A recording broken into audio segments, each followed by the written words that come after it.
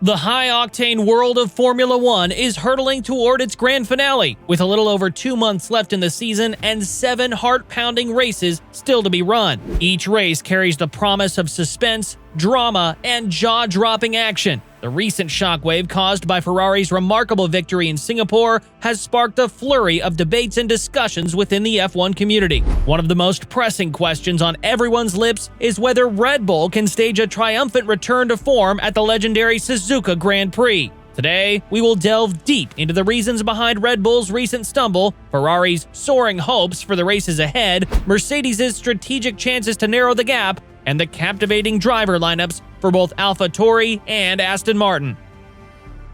Red Bull Racing, led by the enigmatic Max Verstappen, had been riding a seemingly unstoppable wave of success in the 2021 Formula season. Victory after victory, pole position after pole position, they were rewriting the history books. However, every dynasty faces its moment of reckoning, and for Red Bull, that moment arrived at the Singapore Grand Prix. Max Verstappen, their prodigious talent, could only muster a 5th-place finish in the race. While 5th place might seem like a respectable result for most drivers, for Verstappen and his team, it was a bitter pill to swallow. The Formula One circuit is a ruthless arena, where the tiniest margin can spell the difference between triumph and defeat. The Singapore Grand Prix demonstrated this fact vividly, showcasing how the tables can turn when fortunes waver even slightly. Had the safety car timing been more favorable, Verstappen might have had a fighting chance at the podium. Nevertheless, it's essential to remember that the Dutch Dynamo's qualifying performance was uncharacteristically lackluster. His qualifying woes stemmed from an impending incident, which, had the stewards taken a stricter stance, could have pushed him even further down the starting grid. Adding to the intrigue was the introduction of a new technical directive by the FIA aimed at reining in flexible aerodynamic bodywork. This directive sought to address the issue of components that deform under aerodynamic loads, which had been running rampant through the F1 paddock. Flexible aerodynamics allow certain parts of the car to subtly change shape under different conditions, thereby providing advantages in terms of aerodynamic efficiency and drag reduction. One of the most visible areas where this flexibility was evident was in the front wing, conveniently placed for television cameras to capture. The logic behind using flexible bodywork is straightforward. As the car speeds up, the aerodynamic load increases. In response to this load, the front wing bends backward, effectively reducing the frontal area exposed to the load. This reduction in frontal area translates into reduced drag, thereby granting the car greater straight-line speed. To illustrate the point, one can look at end-of-straight speeds with and without the drag reduction system or DRS activation from various races. At the Hungarian Grand Prix, the data showed a remarkable difference in end-of-straight speeds between laps with DRS and those without. The graph showcasing speed in kilometers per hour over a lap clearly indicated that the lap with DRS, depicted by the white line, had a significantly higher end-of-straight speed than the non-DRS lap, shown in orange. The difference amounted to approximately 24 kilometers per hour, demonstrating the clear advantage offered by DRS on a flexible aerodynamic front wing. Now, here's where it gets interesting. When we shift our focus to the Singapore Grand Prix, a race that took place after the technical directive came into effect, the variance in top speed between laps with DRS and those without had noticeably decreased. While fuel loads and engine settings can influence these speeds to some extent, there was an undeniable shift. The reduction in the DRS advantage implied that the technical directive had indeed made an impact on the car's aerodynamic performance.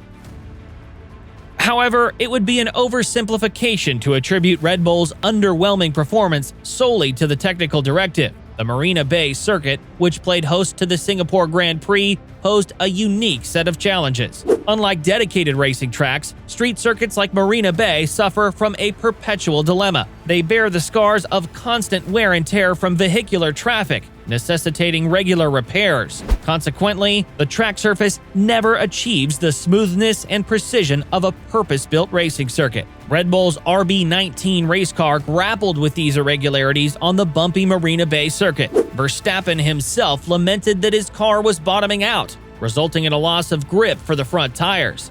The issue became acutely pronounced during braking, and the car exhibited understeer while navigating turns. Intriguingly, it also struggled with exit oversteer, creating a setup problem for Verstappen. The Singapore track conditions made it clear that flexible aerodynamics were not the sole factor influencing Red Bull's performance.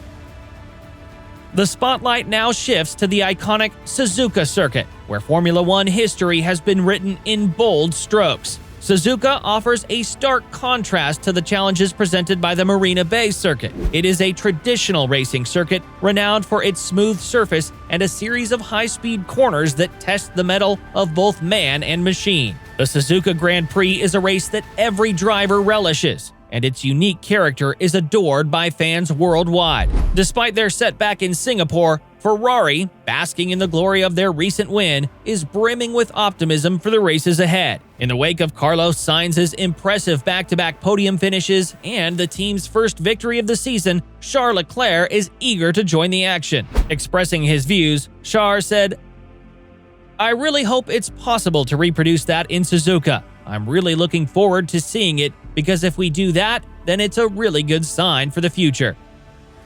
However, with Red Bull expected to regain their form, the challenge remains formidable. Zak Brown, CEO of McLaren Racing, expressed his hope for a strong showing in Suzuka. McLaren has been on an upward trajectory, and Brown believes that replicating their recent success at the iconic circuit would be a promising sign for the future. Mercedes, a team with a storied history in Formula One, is determined to mount a comeback. They seized the opportunity presented by a late safety car in Singapore to pit both their drivers for fresh tires. While Carlos Sainz chose to stay out, maintaining track position, this strategic move prevented George Russell from closing in on the Ferrari and potentially challenging for the win. As the Japanese Grand Prix approaches, Mercedes aims to narrow the gap in the Constructors' Championship, where only 24 points separate them from Ferrari. Every position earned in the remaining races is a piece of the puzzle that could decide the championship.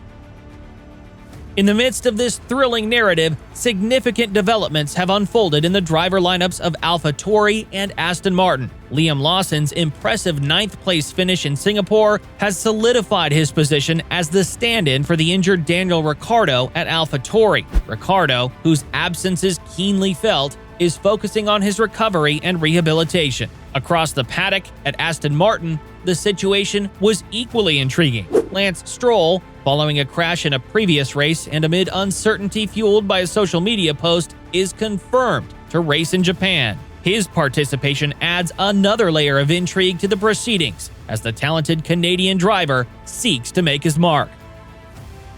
As the 2023 Formula One season charges ahead, the storylines continue to evolve, and the stage is set for exhilarating battles. Can Red Bull reclaim their dominant form at Suzuka, or will Ferrari and Mercedes continue to challenge their supremacy? With driver lineups evolving and the Constructors' Championship hanging in the balance, every race promises to be a theater of excitement and unexpected twists. The countdown has begun, and the Formula One landscape remains as unpredictable as ever. Stay tuned, for each race promises to be a chapter in a story of speed, strategy, and the relentless pursuit of glory. Thank you for watching the video.